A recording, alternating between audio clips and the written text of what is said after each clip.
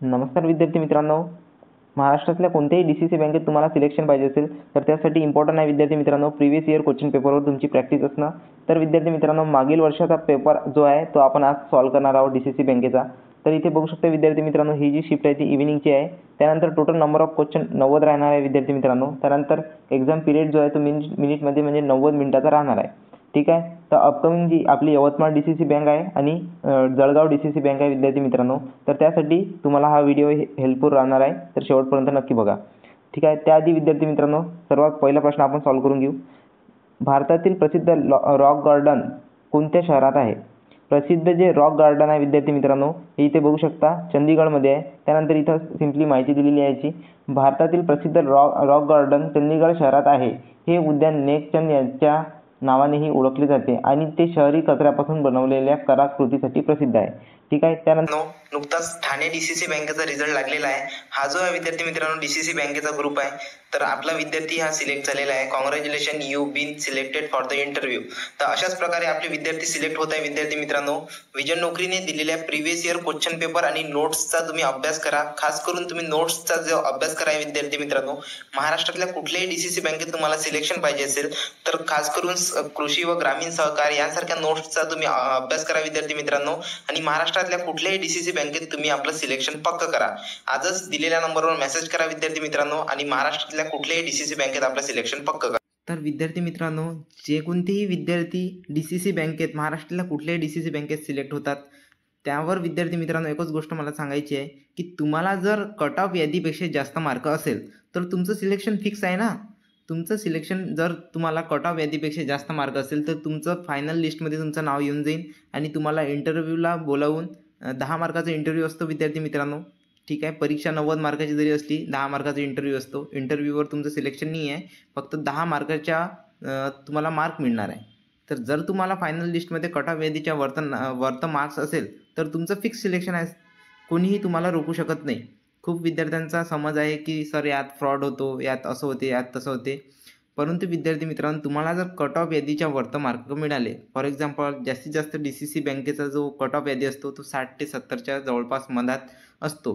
तुम्हाला जर सपोज एखाद्या डी-सी-सी बँकेची एक्झाम आहे, for example upcoming Yavatmal D-C-C बँकेची एक्झाम आहे, त्यात जर तुम्हाला 60 मार्क भेटले विद्यार्थी मित्रांनो आणि कट ऑफ लागला 59 मार्कावर, तर तुमचं फायनल लिस्टमध्ये नाव येणं हे कंपल्सरी आहे, येणारच. तुम्ही विद्यार्थी मित्रांनो तुमच्या अभ्यासाकडे लक्ष द्या आणि जास्तीत जास्त विद्यार्थी मित्रांनो तुम्हाला मार्क्स कसे गेन होईल त्यावर तुम्ही लक्ष द्या. ठीक आहे. विजन नोकरीने प्रोव्हाइड केलेल्या डी-सी-सी बँकेच्या प्रत्येक नोट्सचा तुम्ही अभ्यास करा विद्यार्थी मित्रांनो.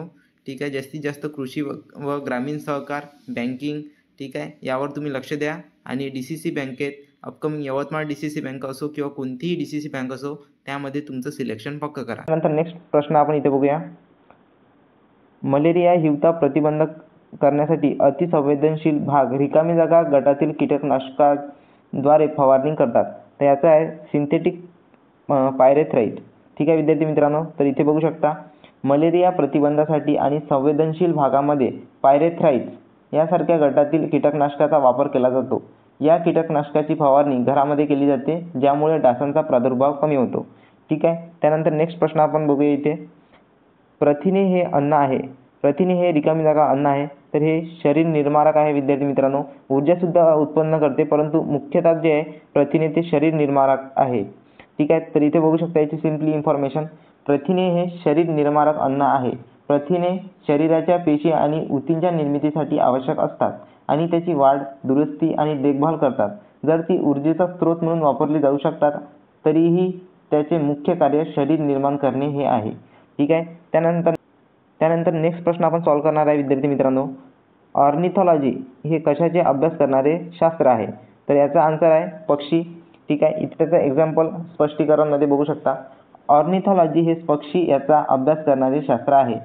पक्षी ऑर्निथॉलॉजी या शास्त्रात पक्ष्याच्या सर्व बाबींचा अभ्यास केला जातो, जसे की त्याचा रचना, वर्तन, वर्गीकरण आणि त्याची विविध प्रजाती. ठीक आहे. आणि त्यानंतर विद्यार्थी मित्रांनो इथे बघू शकता पशुची माहिती दिलेली आहे. पशुचा अभ्यास करणारे शास्त्र जे आहे ते त्याला आपण झुलॉजी असे म्हणतात. त्यानंतर कीटकांचा अभ्यास करण्यासाठी जे शास्त्र आहे त्याला एंटोमॉलॉजी नावाने ओळखले जाते. ठीक आहे. त्यानंतर नेक्स्ट प्रश्न आपण सॉल्व्ह करणार आहोत. रुग्णवाहिका सेवा मिळवण्यासाठी कोणता टोल फ्री क्रमांक आहे? हा इम्पॉर्टंट प्रश्न आहे विद्यार्थी मित्रांनो. टोल फ्री नंबर जेवढे काही असेल ते तुम्ही वाचून जाता. परंतु याचा आन्सर आहे 108. तर इथं सिंपल इन्फॉर्मेशन बघू शकता तुम्ही. रुग्णवाहिका सेवा मिळवण्यासाठी 108 हा टोल फ्री क्रमांक उपलब्ध आहे. या व्यतिरिक्त 102 हा देखील रुग्णवाहिका सेवासाठी एक टोल फ्री क्रमांक आहे, जो प्रामुख्याने गरोदर महिला आणि लहान मुलांसाठी वापरला जातो. ठीक आहे. त्यानंतर विद्यार्थी मित्रांनो, नेक्स्ट प्रश्न आपण सॉल्व्ह करणार आहोत. किडनी स्टोन कोणत्या पदार्थामुळे होतो? कॅल्शियम ऑक्साईड याचा करेक्ट आन्सर आहे विद्यार्थी मित्रांनो. सर्वांना माहीत असायला पाहिजे किडनी स्टोन कोणत्या पदार्थामुळे होतो. तर इथे बघू शकता सिंपल इन्फॉर्मेशन. किडनी स्टोन हा मुख्यत्वे कॅल्शियम ऑक्साईड या पदार्थाने होतो, कारण ते खनिज आणि क्षारांचे एकत्रित होणारे सर्वात सामान्य रूप आहे. अनेक किडनी स्टोन कॅल्शियम ऑक्सलेट आणि कॅल्शियम फॉस्फेट पासून बनलेले असतात. ठीक आहे. त्यानंतर नेक्स्ट प्रश्न इथे बघू शकता तुम्ही. BCG हे रोग प्रतिबंधक लस कोणत्या रोगावर वापरतात? तर क्षयरोग म्हणजे TB या रोगावर वापरल्या जाते विद्यार्थी मित्रांनो. तर इथे सिंपल इन्फॉर्मेशन बघू शकता. BCG लस क्षयरोग म्हणजे TB रोगापासून बचाव करण्यासाठी वापरली जाते, कारण त्यांना क्षयरोगाचा अधिक धोका असतो.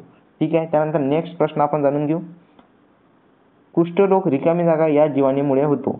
कुष्ठरोग जो आहे विद्यार्थी मित्रांनो तो मायकोबॅक्टेरियम लेप्री. ठीक आहे. याची सिंपल इन्फॉर्मेशन इथे तुम्ही बघू शकता. मायकोबॅक्टेरियम लेप्री या रोगाला हेन्सेन रोग असेही म्हणतात, कारण नॉर्वेजियन चिकित्सक गेरहार्ड आमोअर हॅन्सेन यांनी 1873 मध्ये या जीवाणूंचा शोध लावला होता. ठीक आहे. त्यानंतर नेक्स्ट प्रश्न आपण जाणून घेऊ विद्यार्थी मित्रांनो. ग्रामपंचायत क्षेत्रात जन्ममृत्यूच्या नोंदणीसाठी खालीलपैकी कोणते निबंधक असतात? तर याचे जे निबंधक आहे विद्यार्थी मित्रांनो ते आपले ग्रामसेवक असते. ठीक आहे. प्रत्येक ग्रामपंचायतीमध्ये इथे त्याची सिंपल इन्फॉर्मेशन तुम्ही बघू शकता. ग्रामपंचायत क्षेत्रात जन्ममृत्यूच्या नोंदीसाठी ग्रामसेवक हे निबंधक असतात. ग्रामसेवक हे ग्रामपंचायतचे प्रशासकीय अधिकारी असल्याने त्यांना जन्म आणि मृत्यूच्या नोंदी करण्याची कायदेशीर जबाबदारी दिली जाते. ठीक आहे. त्यानंतर नेक्स्ट प्रश्न इथे बघू शकता. महाबीज द्वारा पुढीलपैकी कोणत्या ठिकाणी अद्ययावत जैव तंत्रज्ञान केंद्र सुरू करण्यात आलेले आहे? याचं जे करेक्ट आन्सर आहे विद्यार्थी मित्रांनो ऑप्शन नंबर C नागपूर. ठीक आहे. इथे याची सिंपल इन्फॉर्मेशन तुम्ही बघू शकता. महाबीजने नागपूर येथे अत्याधुनिक जैव तंत्रज्ञान केंद्र सुरू केले आहे, जिथे याची सर्वज्ञांद्वारे केळीच्या रोपाचे उत्पादन केले जाते. महाबीज जैव तंत्रज्ञान केंद्र नागपूर येथे 2002 मध्ये अत्याधुनिक ऊती सर्वज्ञान प्रयोगशाळेची स्थापना करण्यात आली, असे महाबीजच्या संकेतस्थळावर नमूद आहे. हे केंद्र विशेषतः उष्णकटिबंधीय फळे पिकांसाठी आहे, जसे की केळी. ठीक आहे. केळीसाठी जे विद्यार्थी मित्रांनो जैव तंत्रज्ञान केंद्र मुख्यतः सुरू करण्यात आलेले होते. ठीक आहे विद्यार्थी मित्रांनो, अशा प्रकारे आपण आजच्या व्हिडिओच्या माध्यमातून 10 प्रश्न सॉल्व्ह केलेले आहे. उरलेले जेवढे की 80 प्रश्न आहे विद्यार्थी मित्रांनो ते आपण नेक्स्ट व्हिडिओमध्ये कव्हर करणार आहोत. त्यासाठी अपकमिंग व्हिडिओ तुमच्यापासून मिस न होता चॅनलवर नवीन असल्या चॅनलला सबस्क्राईब करून ठेवून द्या विद्यार्थी मित्रांनो, जेणेकरून DCC बँकेची पूर्ण सिरीजची जे आहे विद्यार्थी मित्रांनो व्हिडिओ लेक्चरची सिरीज तुमच्यापासून कोणत्याही DCC बँकेचे क्वेश्चन पेपर मिस होता कामा नये. ठीक आहे. आणि व्हिडिओ जर इन्फॉर्मेटिव्ह वाटला तर व्हिडिओला लाईक नक्की द्या. त्यानंतर विद्यार्थी मित्रांनो तुम्हाला जर अशी सिरीज आवडत असेल तर कमेंट बॉक्समध्ये मला सुद्धा सांगा आणि चॅनलवर नवीन असल्यास सबस्क्राईब नक्की करून द्या. आणि तुम्ही कोणत्या DCC बँकेचा फॉर्म भरला आहे विद्यार्थी मित्रांनो ते सुद्धा सांगा.